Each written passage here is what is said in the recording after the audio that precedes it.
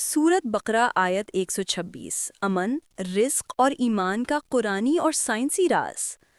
وَإِذْ قَالَ إِبْرَاهِيمُ رَبِّ اجْعَلْ هَٰذَا بَلَدًا آمِنًا وَارْزُقْ أَهْلَهُ مِنَ الثَّمَرَاتِ مَنْ آمَنَ مِنْهُمْ بِاللَّهِ وَالْيَوْمِ الْآخِرِ قَالَ وَمَنْ كَفَرَ فَأُمَتِّعُهُ قَلِيلًا ثُمَّ أَضْطَرُّهُ إِلَىٰ عَذَابِ النَّارِ وَبِئْسَ الْمَصِيرُ۔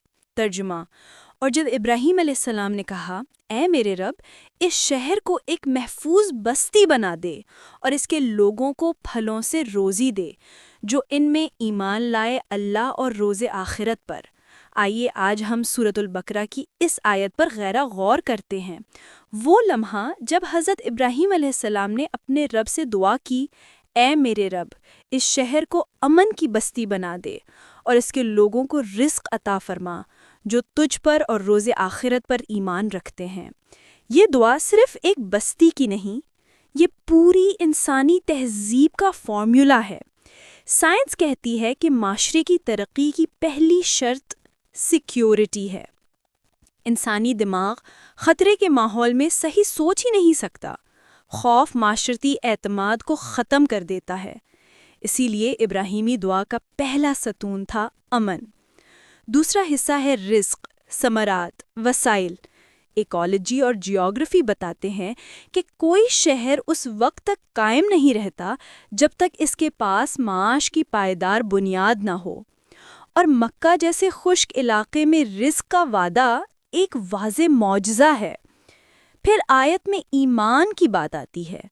سوشل سائنسز اس کی تصدیق کرتی ہیں کہ ایمان، اخلاق اور جواب دہی کا احساس معاشروں کو مضبوط بناتے ہیں۔ ایسے لوگ کم لوٹتے ہیں، کم توڑتے ہیں اور زیادہ بناتے ہیں۔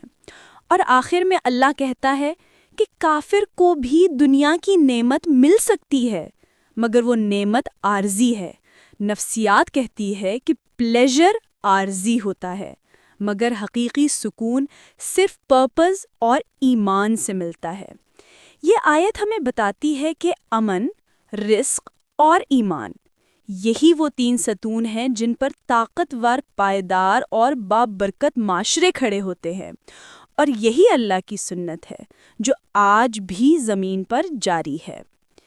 یہ دعا صرف ایک فرد کی نہیں بلکہ ایک معاشرے کی رہنمائی کی دعا ہے۔ حضرت ابراہیم علیہ السلام چاہتے تھے کہ ان کا شہر، ان کی بستی ایک امن، رزق اور ایمان کا مرکز ہو۔